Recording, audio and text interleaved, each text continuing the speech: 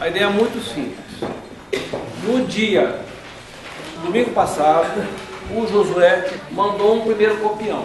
Esse copião, ele é o fruto de um trabalho muito forte, particularmente do Elias, que está aqui, do Salvador, que está aqui, e do Valdemar. Esse mesmo texto, já tem uma versão de um dos capítulos trabalhado pelo Vitor, que o Vitor ficou de fazer esse copidécio. Qual que é a ideia? A ideia hoje é uma etapa, não é?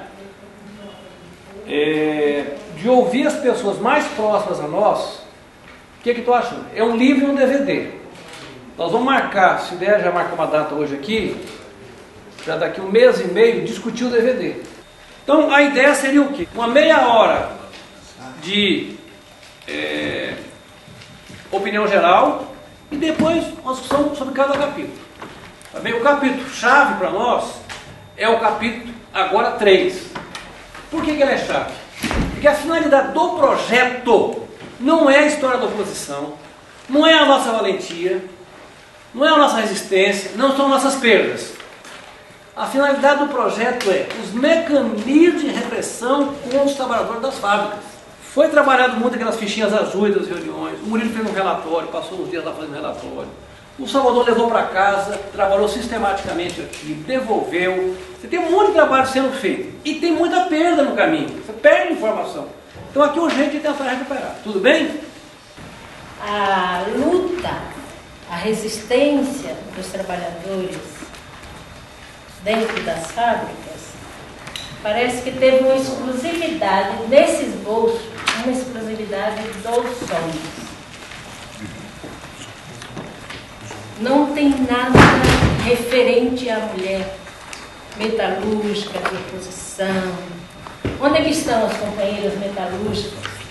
E faltou ainda, só um detalhe, de como o setor empresarial, eu sei que talvez a pesquisa vai ser importante isso, o setor empresarial utilizava da polícia e do sindicato, tem um pouco no texto, mas a gente não chegou a fundo. Por exemplo, que nem as reuniões de empresários que a gente sabia na Zona Sul que ia deletar os companheiros nossos da Zona Sul, tinha um fórum de RH. Na fábrica há formas repressivas diferentes destinadas à mulher e ela tem que aparecer diferenciada.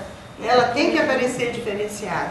Assim como é destacado lá em algum momento, né, que os trabalhadores mais pobres, os negros, trabalhadores negros é destacado aqui, a situação das mulheres tem que aparecer com uma força até particular, bem significativa.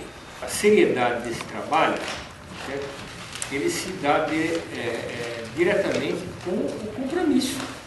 A gente vê diretorias, sindicatos, lugar que fizeram a luta, fazem as coisas, mas fazem as coisas muito mais empurradas, que nem dizia o meu chefe, Silvio, empurrar carro velho, entende? Que faz, na hora ele apresenta ali, tá falhando de lugar, tudo bem. Aí vamos arrumar que vai acontecer, faz, entende?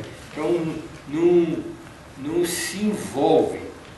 Mais devagar e contribuir mais através da internet. Algumas coisas que eu observei. Realmente, o primeiro capítulo e o segundo capítulo, para mim, foi uma descoberta boa, né? Creio que aparece claramente a importância do Sindicato de São Paulo. Antes de 64 já tinha uma história de luta muito boa e aparece no livro. Né? E aparece, não sei se é no segundo capítulo, que aparece a importância produtiva que tinha São Paulo naquele momento. Eu achava o seguinte, tem uma coisa que eu acho que tem um tópico aqui no capítulo 2, que é o número, eu vejo muito. É um box sobre o milagre econômico.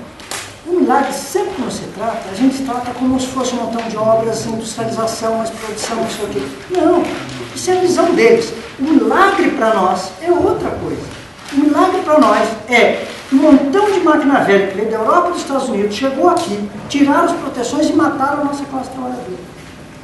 Esse é o milagre, esse é o lado do milagre que nós nunca contamos. Não sei se vocês se lembram, bom, que a galera tem uma infância, éramos campeões mundiais de assistência de trabalho.